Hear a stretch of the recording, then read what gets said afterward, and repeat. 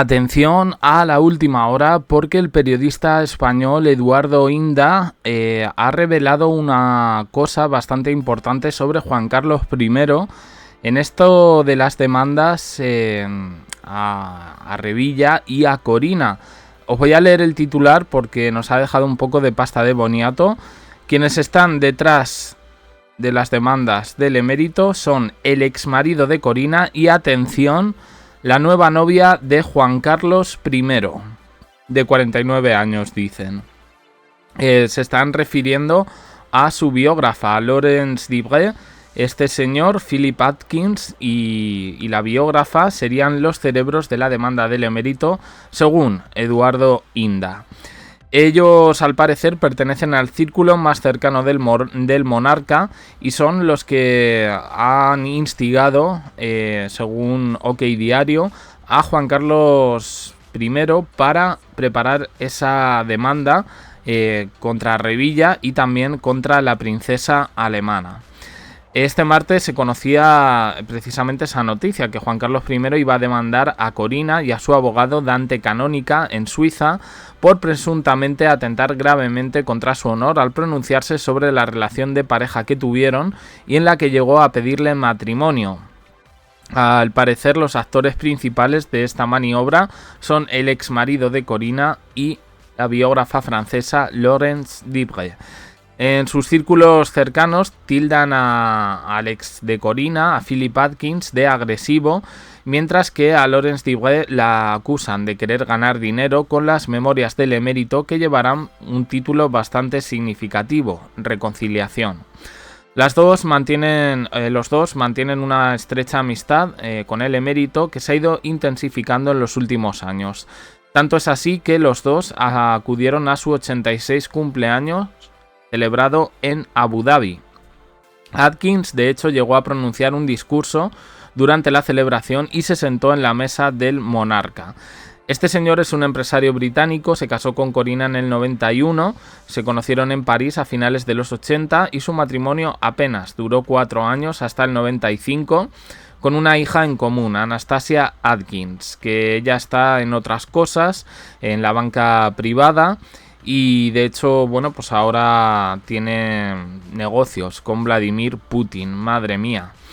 En cualquier caso, este señor fue presentado por la propia Corina al emérito ya hace décadas y bueno, pues se han hecho inseparables.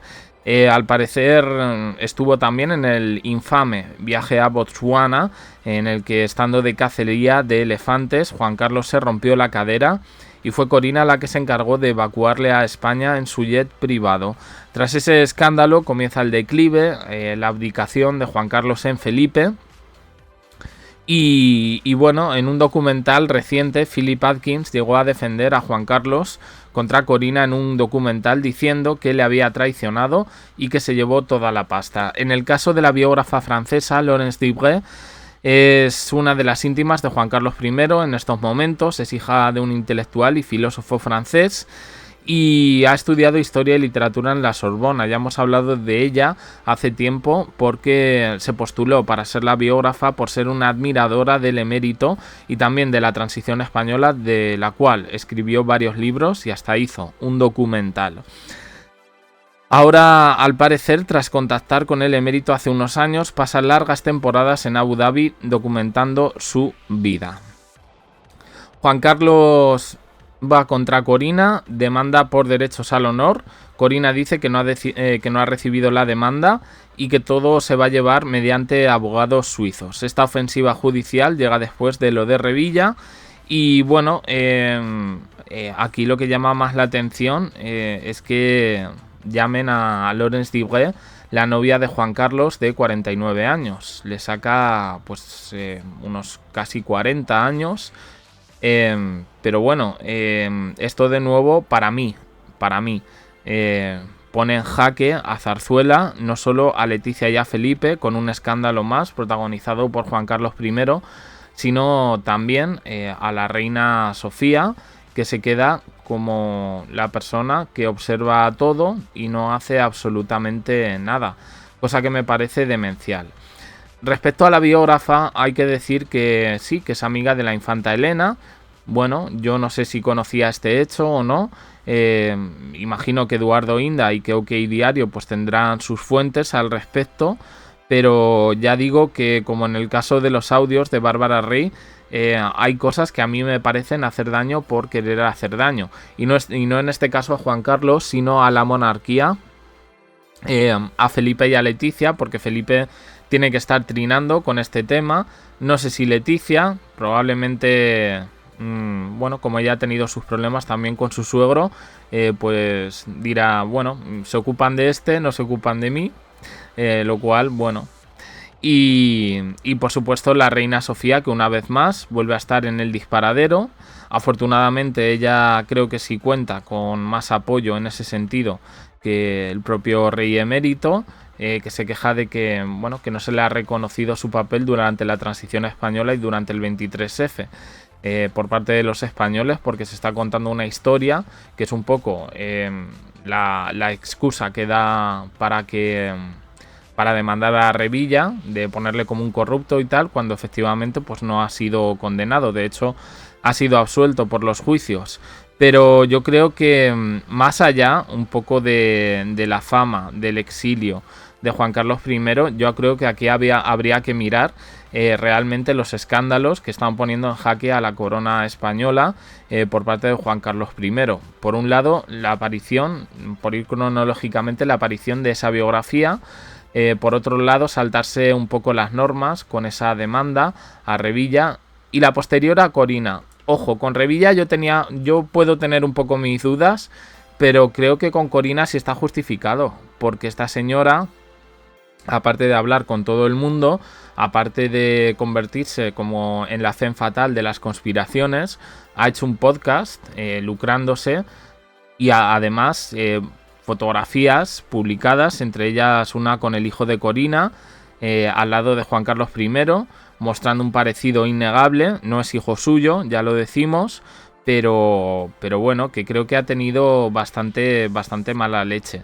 Con lo cual creo que este señor, Juan Carlos I, está un poquito perdido respecto a algunas cosas. Yo creo que la demanda a Corina tendría que haber llegado mucho antes, no ahora, que ya está un poco el tema de modé, ¿no? ¿Quién se acordaba de Corina? Pues yo creo que absolutamente nadie. Y sobre todo, pues eso, es que claro, su hijo aquí, ¿qué dice? Bueno, pues fuentes de Zarzuela confirman que no tienen ni idea de una demanda hacia Corina, pero probablemente esto se vaya confirmando. Lo confirman prácticamente pues todos los medios. Corina dice que no ha sido demandada, pero bueno, en el caso de Revilla tampoco nos lo creíamos y luego pues salió el propio implicado dando explicaciones. Así que bueno, pues yo, para mí, grave polémica la que con estas últimas actuaciones de Juan Carlos I. Yo creo más que nunca, por lo menos es mi pensamiento, creo que tiene personas, no sé si serán estas o serán otras, que le instigan a llevar este tipo de conducta, que yo creo que en algunos casos puede estar justificada. En el caso de Revilla, yo personalmente tengo mis dudas. Es verdad que él ha dicho muchas cosas, pero vaya que no ha tenido la mala leche. Sí, ha escrito libros, pero ha escrito libros de muchas cosas. Entre los episodios se incluyen a Juan Carlos I, pero no eran libros específicos sobre Juan Carlos I.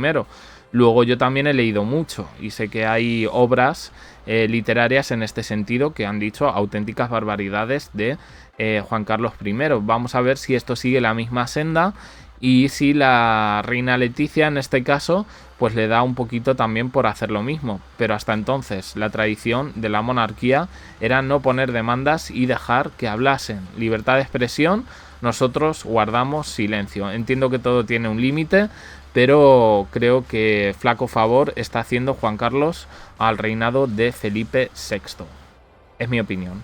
La vuestra, dejadla en comentarios, suscribiros, campanita, un me gusta en apoyo al canal y os dejo aquí con más vídeos y en el canal secundario JDC abajo en la descripción. Gracias por estar ahí.